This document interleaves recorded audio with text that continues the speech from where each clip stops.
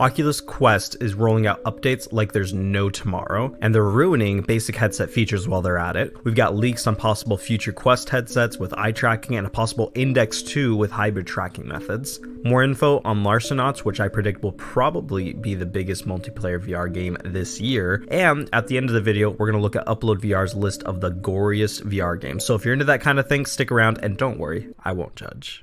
One of the coolest things about PC VR is that you can move around in your home environment and even customize it and interact with it in different ways. On Quest, you're basically just stuck looking at a pretty static environment that you can't interact with. Well, that's all going to change because John Carmack says that Facebook is working on social VR experiences for the Oculus Quest home environment.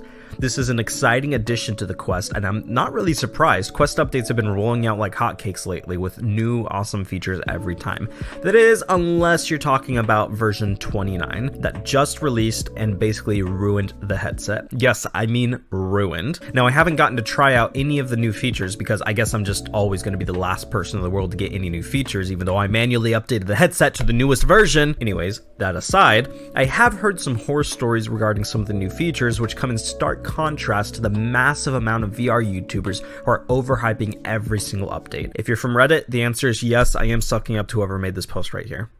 Nah, I'm joking. I actually wrote the script for this section of the video before seeing that post about VR YouTubers overhyping everything. I genuinely feel like this update is not that great and has done more to break the headset than add to it. First, you can finally now record videos with your mic included, allowing you to add your commentary to your videos without a separate, computer or mic or something. This is a much needed feature, and I'm not really sure why it took this long to get it added. And it sounds great on paper, but currently they still kind of screwed up. There is no way to decide if you want to record your mic or even how loud you want it to be in relation to the game's audio. The only way to stop it from recording your mic is to completely mute your mic, which means you won't be able to talk to teammates if you're trying to record a multiplayer game. I'm pretty sure they're adding an option to toggle your mic in recordings, like if you want it on or off, but as of right now, the only way to actually not record your mic is to just completely mute it, which is really annoying if you're using a higher quality mic already and would rather use that over the built-in mic. Another feature is the new universal menu, which I haven't gotten to try, but people are saying it looks ridiculous, looks dumb, and doesn't make any logical sense at all. I can't confirm, but I have heard that like your settings, for example, are now mixed in with all of your other apps instead of having a dedicated button to open your settings. You now have to scroll through all of your games to find the settings, which makes no sense. It also just doesn't look that good, and that's probably because I'm just used to the menu we have. I remember the old Quest menu when they changed it, and everyone was also just as outraged when they changed it. People just don't like change. Other features look pretty exciting, such as 120 Hz for AirLink, multi-user accounts for the original Quest, and phone notifications if you have an iPhone. Some of you probably know I detest Apple products for pretending to be made of gold while looking like an Oompa Loompa cell phone, so I won't be able to try this feature out until Android support launches. That said, I did finally get access to AirLink, so this week I'll be hard at work making an AirLink and virtual desktop comparison video, so subscribe if you want to see that. But even if you don't subscribe, spoilers, I'm pretty sure I'm going to keep using virtual desktop. I think I like it better. Regarding the possible future Quest headset, which could be a Quest 3 or a Quest 2 Pro, YouTuber Sadly It's Bradley just posted a video talking about leaks in the Quest OS coding referencing eye tracking. Basically, version 28 has some code runtimes referencing eye tracking shown here, and this screenshot was taken from Bradley's video, so go subscribe to him and watch his video linked below to get more info on the subject. I'm not surprised that their next headset may include eye tracking. Eye tracking is the next logical step in social VR, which Mark Zuckerberg has been a huge proponent of. Speculation about when this future headset will release is just that, speculation. Andrew Bosworth did say that it's going to be a long time before the Quest 3 comes out, and it won't be this year, and that Quest 2 will be around for a long time. But of course he has to say this, otherwise how would Facebook sell more Quest 2s if rumors are going around that a new headset will be coming soon? So I would take this comment with a grain of salt. It's very possible that we'll see a new headset this year or early next year. As for the next Index headset, Valve is pretty secretive about new projects, but there are two things pointing out to a possible Quest 2 coming soon. First is the link to purchase a Valve Index on their website is actually broken right now and has been for several days. Again, credit to Sadly It's Bradley for putting this out on Twitter. The The other piece of evidence is a patent that was filed this year for a Valve headset. The patent describes a new headset that will use inside-out tracking like the Quest,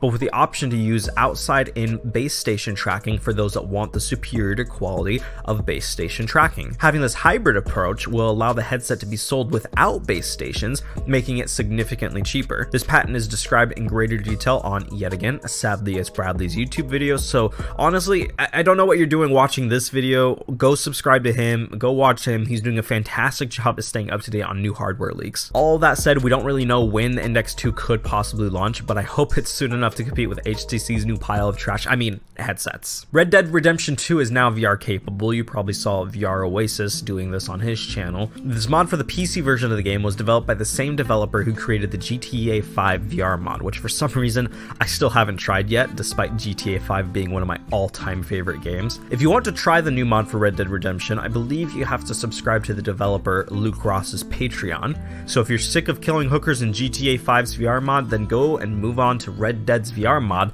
to murder some showgirls to get only part of your money back. Talking about Rockstar Games, the CEO of Take-Two, the company that owns Rockstar Games, recently said that he's allergic to buzzwords such as virtual reality. The fact that he's so dismissive of VR is kind of surprising, considering Take-Two has published 3 VR games, and the developers of LA Noire, the VR case files, one of those 3 games, said last year that they were busy making a new AAA open world VR game. I was hoping that this game would have something to do with Rockstar's main franchises like GTA, but considering the stupidity, the skepticalness of Take-Two CEO, I'm not even sure we'll get to see that AAA game from any franchise. OVR technology is incorporating smell into VR with a device called Ion, which contains vials of different scents, all attached to a VR headset. It seems, at least for now, that this is going to be specifically built for use with specific experiences, as opposed to having a consumer product available to integrate smells into any game. The device was shown off with an experience called Shifting Homes, which tells the story of how climate change is threatening islands like Samoa. During the experience, you could smell ozone from a lightning strike, whatever that smells like, and smoke as the fire consumed the village, and more. While I'm interested in the concept of smelling while in VR, I'm sure it'll continue to be designed for specific experiences, as I imagine it'll be really expensive to have enough vials to imitate enough smells to make it worth putting in all video games and experiences. That said, I'm kind of glad games like Onward aren't using it. I really don't need to smell my enemy's sweaty balls when they teabag me. Beat Saber just teased some new music from Kendrick Lamar and LMFAO, and if you're too young to remember LMFAO, no, I'm not laughing. This is the actual name of the group. Man, I'm getting old. That group had like 2 hits like over 10 years ago. Oh man. Anyways, the teaser included the date May 27th, which could be the date these tracks launch or the date they're announced. We don't really know for sure. Larcenauts has confirmed several details about their game. If you don't know what it is, Larcenauts is a hero-based shooter, kind of like Overwatch. It is now confirmed that it will have 8 unlockable specialists at launch, each with a different class like medic. Each character will have a 2-weapon loadout, which will look different for each character. One might have a dual wielding option, while another might have a sidearm next to their main.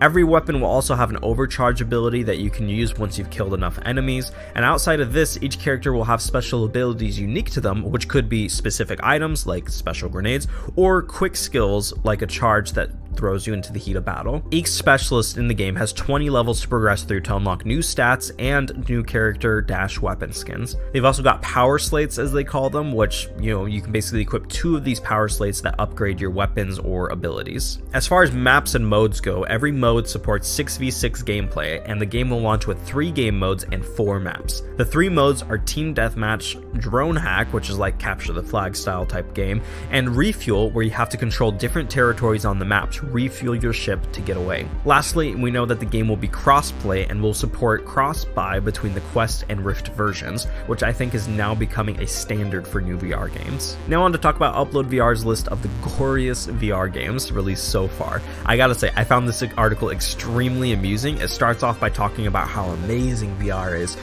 Think about that experience I talked about a second ago, raising concern and awareness for the impacts of climate change.